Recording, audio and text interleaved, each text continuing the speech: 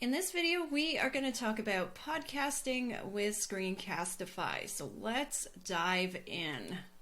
Let's start off with why you would want to podcast in the first place with your students. Well, first off, it builds skills in critical thinking, empathy, organization, and storytelling. It provides an opportunity to empower and inspire student voice. It's an easier entry point for students than, say, video, because all you're worrying about is the audio component. And finally, technology requirements are really simple, and that's the purpose of this video, is to show you how simple it can be using only Screencastify. So why use Screencastify in the first place? Well, like I said, super easy to use, it's easy to access, it's got really great privacy policies in place, and it connects to Google Drive. So if you are Google Workspace and work within that, it makes a lot of sense to use Screencastify. Okay, so let's walk through the steps on how to do this. The first thing you want to do, and this is absolutely the most important step, is planning. And so what I've done is I've included and created a micro podcasting planner for you to try out and see how this all works together. So just kind of going through this planner, something you could use with your students if you want. You want to think about an intro, and you could add in music here, which is optional. And I'm going to come back and show you how to do that in 1 second. So I could say like, welcome to my podcast. And then for your micro podcast, for the must-dos in your learning, you're going to want to put down your name and school location.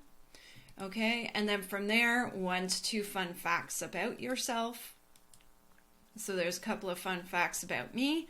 And then you want your outro, and you want to add in music. So let me show you really quickly how to add music here. You're just going to go to Insert and Audio.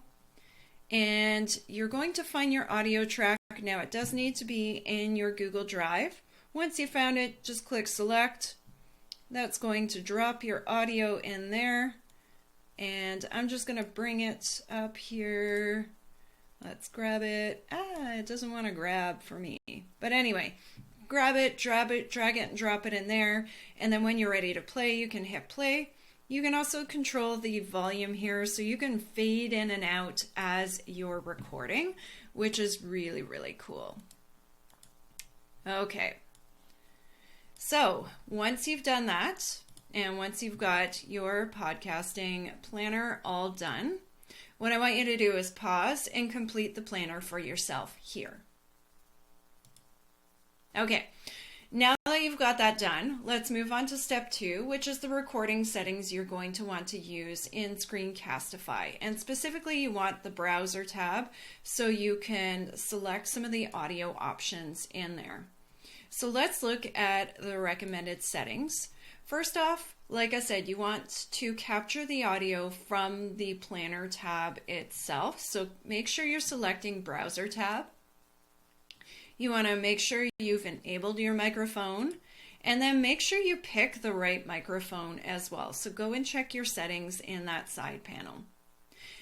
If you've added audio music for your podcast that you're going to fade in and out, you're going to want to enable the tab audio as well.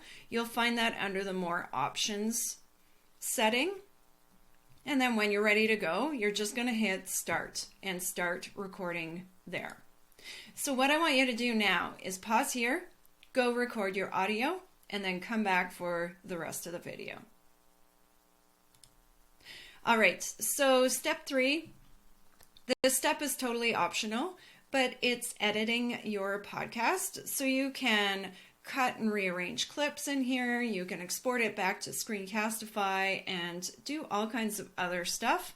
I'm not going to go into detail here, but I am going to leave a few links for you. So moving on to step 4, downloading. Downloading is so easy. You're going to download as an MP3 file just to get only the audio.